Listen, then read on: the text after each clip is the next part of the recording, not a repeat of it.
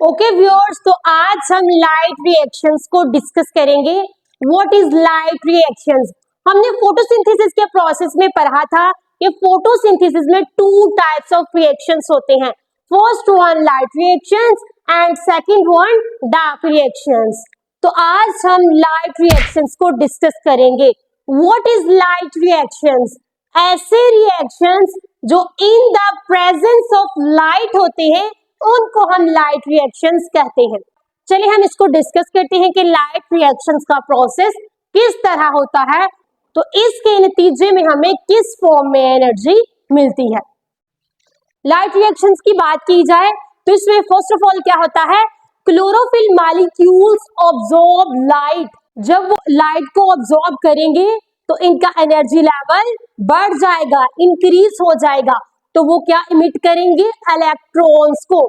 तो साथ साथ हम डायग्राम से भी देखते जाते हैं ताकि हमें अच्छे तरीके से समझ आ जाए। क्लोरोफिल मॉलिक्यूल्स ने क्या किया, लाइट को ऑब्जॉर्ब किया। जैसे ही उन्होंने लाइट को ऑब्जॉर्ब किया तो उनका एनर्जी लेवल क्या हुआ, इंक्रीज हो गया। तो उन्होंने इलेक्ट्रॉन्स को इमिट करना स्टार्ट कर दिया। इमिट करना मींस के रिलीज करना, खारिज करना। नेक्स्ट है electrons pass through electron transport chain.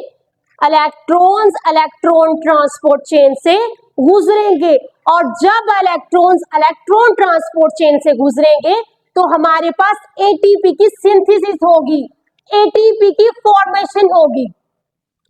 Next क्या होगा, फोटोलाइसिस। फोटोलाइसिस का प्रोसेस होगा। What is photolysis? फोटोलाइसिस ऐसा प्रोसेस है जिसमें लाइट की वजह से वाटर मॉलिक्यूल की ब्रेकडाउन हो जाती है और वो ऑक्सीजन मॉलिक्यूल और हाइड्रोजन एटम्स में टूट जाता है। इधर भी ऐसा ही कुछ प्रोसेस हुआ है। जैसे ही लाइट वाटर मॉलिक्यूल के ऊपर पड़ी तो ये ऑक्सीजन मॉलिक्यूल और दो हाइड्रोजन एटम में कन्वर्ट हो गया। ये जो हाइड्रोजन एटम है ये क्या करेगा, इसके पास 2 इलेक्ट्रॉन्स हैं। ये 2 इलेक्ट्रॉन्स क्लोरोफिल मॉलिक्यूल्स को दे देगा और वो खुद आयोनाइज्ड हो जाएगा।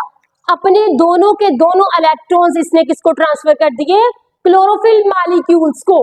नेक्स्ट है प्रोडक्शन ऑफ एटीपी। हमें पता है कि जैसे इलेक्ट्रॉन्स इलेक्ट्रॉन ट्रांसपोर्ट चेन से गुजरेंगे तो एटीपी की प्रोडक्शन होती जाएगी। लास्ट पॉइंट क्या है, NADP कन्वर्ट हो जाएगा NADPH में। एच कहां से आया, ये देखें लास्ट पे NADPH में कन्वर्ट हो गया है। ये H किधर से आया, ये H वही है जो वाटर मॉलिक्यूल से आया। वाटर मॉलिक्यूल ब्रेक हो के हाइड्रोजन एटम्स में कन्वर्ट हो गया था ना, और हाइड्रोजन एटम ने अपने इलेक्ट्रॉन्स क्लोरोफिल मॉलिक्यूल्स को दे दिए थे और खुद आयोनाइज्ड हो गया था।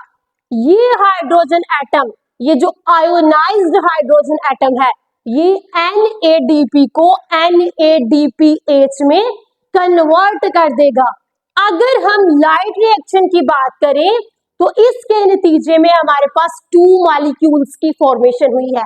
वो 2 मॉलिक्यूल्स कौन से हैं, ATP एंड NADPH। ये दोनों मॉलिक्यूल्स हाई एनर्जी मॉलिक्यूल्स हैं। इनके अंदर बहुत ज्यादा एनर्जी होती है। अगर हम लाइट रिएक्शन के ये पाथवे की बात करें तो हम इसको जी स्कीम पाथवे भी कहते हैं, क्योंकि इसकी शेप जी लाइक है। इस वजह से हम इसको जी स्कीम पाथवे भी कहते हैं। ये था लाइट रिएक्शन, बहुत ही सिंपल सा। बेसिकली हो क्या रहा है कि जैसे ही क्लोरोफिल मॉलिक्यूल्स के ऊपर लाइट एनर्जी पड़ेगी वो इलेक्ट्रॉन्स को इमिट करेगा, इलेक्ट्रॉन्स इलेक्ट्रॉन ट्रांसपोर्ट चेन से गुजरेंगे और हमारे पास ATP और NADPH की फॉर्मेशन हो जाएगी।